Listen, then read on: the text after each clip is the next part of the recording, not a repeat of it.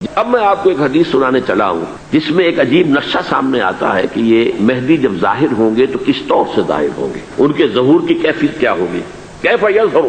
یہ روایت ہے حضرت ام سلمہ سے رضی اللہ تعالی عنہا، حضور کی زوجہ محترمہ ہیں، فرماتی ہیں ام سلمہ عن النبی صلی اللہ علیہ وسلم قال یکون اختلاف عند موت خلیفۃ، موت خلیفۃ، حضور نے فرمایا ایک خلیفہ کی موت پر اختلاف واقع ہو جائے گا، خانہ جنگی ہو جائے گی۔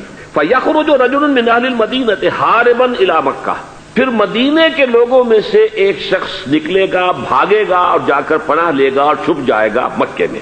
فَيَأْتِيهِ نَاسٌ مِّنْ أَهْلِ مَكَّةِ، پھر اس کے پاس آئیں گے اہل مکہ، مکہ کے لوگ، فَيُخْرِجُونَهُ، اور اسے نکالیں گے، جہاں وہ چھپے ہوئے ہوں گے وہاں سے نکالیں گے۔ وَهُوَ كَارِهٌ، اور وہ بالکل اس کو پسند نہیں کر رہے ہوں گے، نہ وہ خواہش مند ہوں گے کہ ان کے وہ ہاتھ پر بیعت کی جائے، نہ وہ یہ چاہیں گے کہ وہ میدان میں آئیں اور ان کو جو ہے اپنا لیڈر مانا جائے۔ وَهُوَ كَارِهٌ فَيُبَايِعُونَهُ بَيْنَ الرُّكْنِ وَالْمَقَامِ، لیکن لوگ جو ہے پھر اصرار کے ساتھ ان کے ہاتھ پر بیعت کریں گے رکن اور مقام کے درمیان۔ رکن وہ کونا ہے خانہ کعبہ کا جس میں حجر اسود لگا ہوا ہے، اور مقام ابراہیم جو ہے، ان دونوں کے مابین جو یہ علاقہ ہے یہاں پر وہ بیعت ہوگی۔ وَيُبْعَثُ إِلَيْهِ بَعْثٌ مِّنَ الشَّامِ، ان کے خلاف ایک لشکر بھیجا جائے گا شام سے۔ فَيُخْسَفُ بِهِمْ بِالْبَيْضَاءِ بین مکہ والمدینہ، لیکن اللہ تعالیٰ اس لشکر کو مکے اور مدینے کے درمیان وادی بیضاء میں دھسا دے گا زمین کے اندر، پورے کے پورے لشکر کو۔ وَإِذَا رَأَى النَّاسُ ذَلِكَ، جب لوگ یہ دیکھیں گے کہ اتنی بڑی نشانی ظاہر ہو گئی،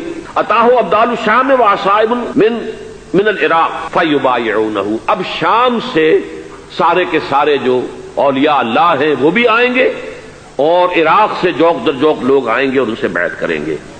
وَيَعْمَلُ فِي النَّاسِ بِسُنَّةِ نَبِيِّهِمْ، پھر وہ عمل کریں گے لوگوں کے مابین، حکومت کریں گے اپنے نبی کی سنت کے مطابق۔ وَيُلْقِي الْإِسْلَامُ بِجَرَانِهِ، اور اسلام اپنی گردن زمین پر ٹکا دے گا۔